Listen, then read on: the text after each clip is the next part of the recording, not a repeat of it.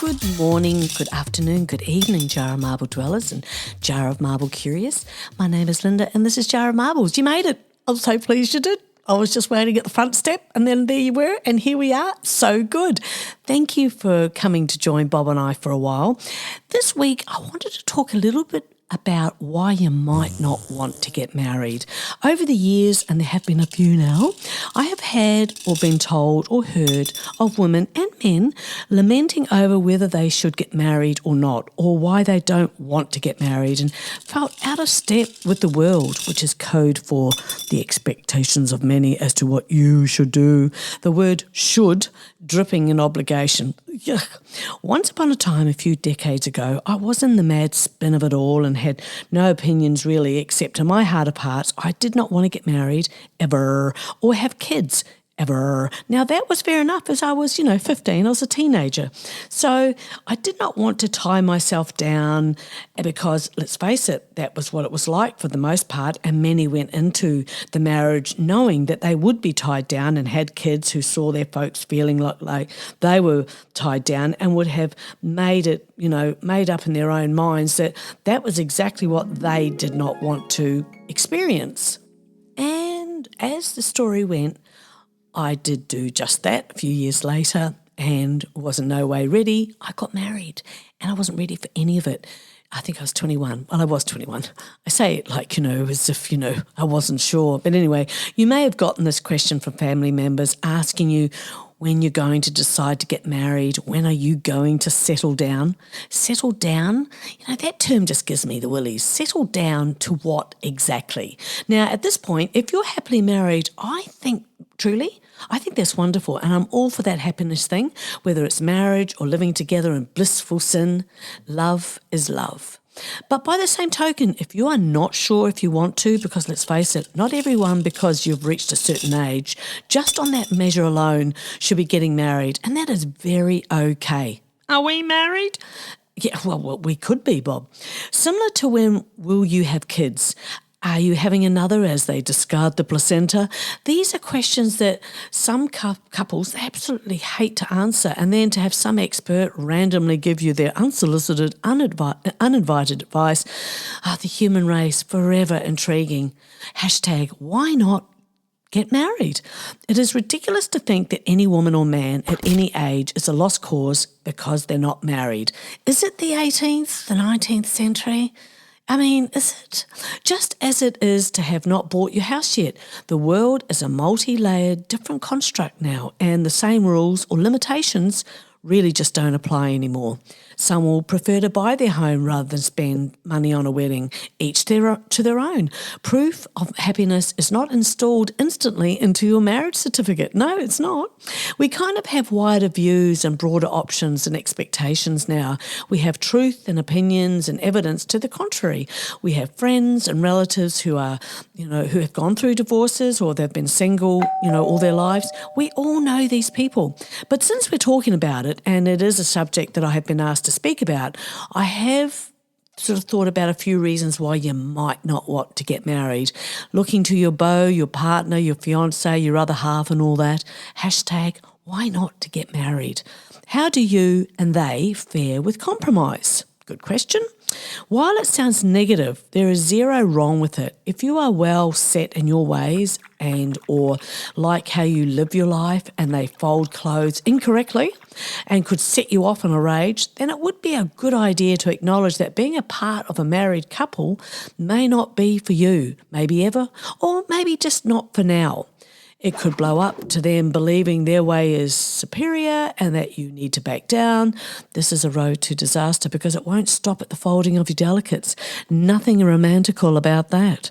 I recall chopping 100 holes in my husband's jocks 1,000 years ago, and he was a bit upset, but he had it coming, and do I regret it? Not for an instant. But I feel strongly it is a memory that I can still grin at. You may find that you love being in a relationship, but you also like the freedom of being out of one too.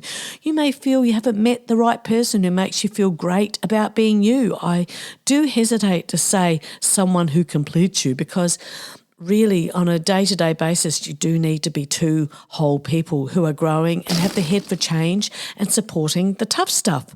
Maybe you've never felt the emotion of true love. That's a biggie, isn't it? And perhaps it's true you've only got to sort of really liking a person. Many women have dreams about their dream wedding, and for so many, because the divorce stats speak loudly, it is commonly known that many want the dream wedding. They want that dress. And there is absolutely nothing wrong with any of that. It's the whole business of having a relationship where you both really want to be together. You both really want to, get to know each other on a deeper level because, nothing really speaks intimacy than actually living with a person, right? If this is you, that your dreams have come up a bit short when imagining your dream wedding day, then it is probably true that you've not put a lot of thought into it and it isn't a goal. It's maybe just not a goal for you. And hold on a minute, what was that?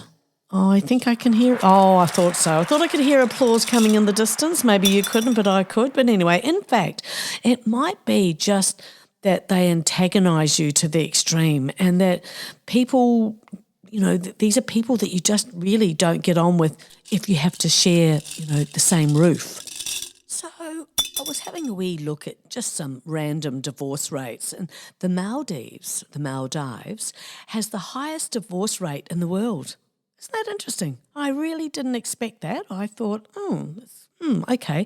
The divorce rate in Australia is high too, with the 56,000 divorces in 2021, the highest number recorded since 1976, if you don't mind. So which country do marriages last the longest, I hear you ask? I didn't ask. That's right, Bob, but someone might have. Italy. Perhaps it's the irresistible romance of the place that means couples stay married for an average of 18 years. According to The Economist, this is longer than any other country evaluated. So perhaps you have a strong sense of independence. You may be someone who is an expert with their finances, love your career, and being tied to someone is not your idea of a great idea. You may hold the view that being tied to someone could upend, which essentially is your life, how you like it, and why not. The best part of a relationship is the very beginning when you haven't met yet and you're still single. Oh, good on you, Bob. Good on you, Bob. Thank you for that. Anyway, moving on. You do not want to live your life traditionally. If this is you, episode 53 talks about the changing moulds of women, and from a position of tradition, this will not speak to you at all. If this is you don't want to get married, you don't know whether you want to get married, maybe you don't believe in marriage, and next then comes kids, the baby carriage, etc. You're totally fine with having a child on your own or not at all. So as it is, so many women end up single parents and manage really well, and I can attest to that. And so the whole nuclear family setup will be of no interest to you. You have no requirement for parental approval and literally walk to the beat of your own drum. Spectacular, I say. That's right. Thank you. Thank you very much. You may prefer a partner as someone you can rely on and don't want the labels or societal's idea of what you should do. That's kind of not worked out for many now, has it? No, it has not. Again, those stats. In Australia, the total number of divorces granted in 2021 was 56,244. How long does the average marriage last in Australia, you may ask? I didn't ask. Well, Bob, 12.2 years. According to the Australian Bureau of Statistics in 2019, the median duration of an Australian marriage that ended in divorce was 12.2 years. This figure has increased steadily since 1999, when the average marriage length was 11.3 years. In America, it was complicated trying to get a clear number, but I did find a total number of divorces since 2000 topping 8.3 million. Of course, they've got a larger population there, but, divorce is a very popular thing, clearly. Research has found the most common reasons people give for their divorce are lack of commitment, too much arguing, infidelity, marrying too young, unrealistic expectations, lack of equality in the relationship, lack of preparation for marriage, and abuse. So there you have it. That's the template for any country right there. If a human are involved, there will be the end result for many. That will be the end result for many. That's right. Quite right. Did you get that right? Yeah, I think so, Bob. Hashtag why you might not want to get married. Well, how many marriages last past 20 years? Once upon a time, that was the norm, wasn't it? People just stayed together. But there'll be a lot of people in the last 20 years. Probably don't know a lot of people that have been married for that long. They might come from a family that has, or they might know the odd person. But so many people, it just hasn't sort of worked out that way. What percentage of couples make it to 10 years? Well, apparently 70%. And then after the 10-year wedding anniversary, that drops, another 50%. So looking at stats, marriage has been on the decline in Australia post-pandemic, and they put that down to lockdowns and restrictions led to wedding cancellations and the postponement of their plans. According to the Australian Bureau of Statistics in 2020, there were only 78,989 registered marriages, representing a decline of 30%. So being single is great because there's a difference between being lonely and being alone. Learning to be comfortable with your own solitude can better prepare you for any future relationships that you'll go into. Single people are also more likely to be fitter and healthier than people in relationships. So another way of looking at the question of should I stay single? Should I get married? Do I want to get married? Being single isn't a time to be looking for love. Use that time to work on yourself and grow as an individual. And that is certainly valid as it is. So if you aren't happy being single, you won't be happy in a relationship. And I think that there really is something to be said for that, because back in my day, back in the 60s and the 70s, probably into the 80s and 90s, those were concepts that we didn't know. We didn't really understand or hear about really looking to yourself for inner growth, whereas now it's everywhere and it really is something to consider. Coco Chanel said about being single, it's probably not by chance that I'm alone.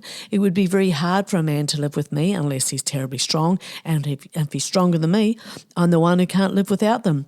So, getting into a relationship may seem tempting. So was getting on the Titanic ship, and look what happened there. So as Emma Watson said, I call it being self-partnered. Love it. It is well and truly time to normalise whatever way you want to live, married, not married, with whom, ever you choose. As I say, love is love. Single is no longer a lack of options, but a choice to refuse to let your life be defined by your relationship status, but to live every day happily and let your ever after work itself out. But meanwhile, in the jungle, a life well lived is the best antidote to that fatal truth. Be active, not a passive worrywart. Find magic in the moment, joy in making someone smile. Listen to a lover's sigh. Looking into the dancing eyes of a child will make you feel special. Most of all, marvel at the wonder that eons of evolutionary time and all your unique experiences have joined to comprise the symphony that is you. Those words by Philip Zimbardo. A life well lived. Living a life with the intention of being well lived, warts and all. A life spent making mistakes is not only more honourable, but more useful than a life spent doing nothing. If you are not obsessed with your life, change it. Set some goals, then demolish them. If you've never been obsessed with your life, then it won't make much sense. In fact, you may even conclude that it isn't for you. Nothing you could ever do, or you're too tired, too many things. It will always interest me how some folk are just not interested in implementing change of any kind in their lives. But for the ones that do, and they do something to enhance their life experience, this small window that we always have to just go for something different. We live in a different and ever-changing world. And apparently, I did a little bit of research, and there are 7 types of marriage. This is just crazy, right? Okay, but here we go. According to psychology, today there are 7 types of marriage possibilities. There's the starter marriage, the companionship marriage, a parenting marriage, safety marriage, living alone together marriage, open marriage, covenant marriage. There are a few here that I haven't heard of. So the starter marriage is a short-lived first marriage between young adults viewed as a form of preparation for a subsequent, more lasting one with different partners. I feel I would do a starter marriage. Yeah, me too, Bob. A companionship or companion relationship, I should say, is a relationship between two adults living together as a couple on a genuine domestic basis, but who are not married or in a de facto relationship. They can be related by family and be of the same or opposite sex. I think I'm still single because I probably never passed those chain messages back in 2003. Could be, Bob. In many ways, a parenting marriage is a lot like a traditional marriage. The couple is usually legally married and they continue to live in the same house. However, their marriage is no longer an intimate relationship. Instead, it is a platonic one. A healthy marriage is one in which both members of the couple feel safe. It is only when there's a foundation of safety that the individuals as well as the couple can grow and mature. With it comes the intimacy that is only possible when people feel secure enough to be vulnerable. Living apart together refers to couples who are in an intimate relationship but choose to live separately for various reasons. Those reasons can be financial, personal, or both. A marriage or relationship in which both partners agree that each may have sexual relations with others. When people ask me what I did over the weekend, I always squint and reply, why? What did they hear? Bob, I like that's a good one. In a marriage covenant, you are committing yourself to loving, serving, and meeting the needs of your spouse simply because you love them and not as a repayment for what they have done or a down payment or what you want them to do. So that's from a psychological point of view. Hashtag why you might not want to get married. So from a developmental point of view, individuals are still in their developmental stages throughout their 20s and into their 30s. Getting married when you're in these age brackets is simply much, much more riskier. You may not like the person you're married to only a decade later. You may not even be compatible. After all, your brain is still developing till 25 to 30 years of age. So taking the neurological fact in view, all the more reason to not get married too young. And I wish I knew what I know now. What would you change? I think everything, Bob. Is 30 too early to get married? There has been a never-ending debate about the right age to get married. While some feel 20s is the ideal to tie not. For many, 30s is a phase of life where you are more stable and mature to take the plunge. In reality, there are pros and cons to getting hitched at any age. Ain't that the truth? That's right, Bob. I talked about this subject today as a listener had emailed me asking if I would discuss and flesh out the subject. We live in a very different time and continuing to change, aren't we? And at the end of the day, you have to find your own path, and sometimes a start of marriage is the way to go for many of us, and certainly is my start in the marriage game as it has been for so many others, especially if you married young. I was 21 and looking back, I barely recognised myself. Who? Me. Oh. 21, and by the time a decade had passed, we were not compatible. Of course, this is not everybody's story, but there you have it. Have I been married? I'd say so, Bob. It is said to stay single until someone actually complements your life in a way that makes it better. To not be single, if not, it's not worth it. Makes good sense. In saying that, if you've found that lovely union, then that really is amazing. This is more directed at the ones who are truly not sure if they want to get married or know that they don't want to. This is not to rubbish the idea of being married. If you've found someone who lights you up and loves to grow with you and that's your thing, then own it, and I think, honestly, fabulous. It sure isn't a one-size-fits-all union, that is for sure, just as the divorce stats show. Anywho, some folks are in a relationship with being single, and I love that. It is said that one of the many pluses to being single is that they get to choose who they spend their time with, who they share their heart with, who they hang with, who they giggle with, call and dine across from. So for so many, this is the ultimate. There isn't the same demand for people to have a partner in their life. People are not going to end up alone because of their choices. They choose to live how they choose. Times are a-changing and the old reasons no longer exist. Emily Heller said, I've been single for a while now and I have to say that it's going very well, like it's working out. I think I'm the one. Marble dwellers, as we reach the final moments of this captivating subject, it is time to bid farewell and reflect upon the unconventional path we've explored together. Today, we conclude why you might not want to get married and embrace anything traditional. Throughout our chat today, we've delved deep into the complexities of societal norms, challenging the status quo and questioning the age-old institutions that shape our lives. We've examined the idea of marriage, peering through the lens of those who yearn for autonomy, individuality, and a departure from the predictable. We've explored the freedom that comes with bucking tradition, the exhilaration of forging our own paths, and the myriad of possibilities that open up when we choose to break away from societal expectations. I love this subject. Yeah, me too, Bob. We've highlighted the realities of those who have found happiness and fulfillment in non-traditional ways of living, celebrating their choices and the courage it takes to go against the grain. And to some, it may not even feel like courage, as it often doesn't to those who are just true to themselves.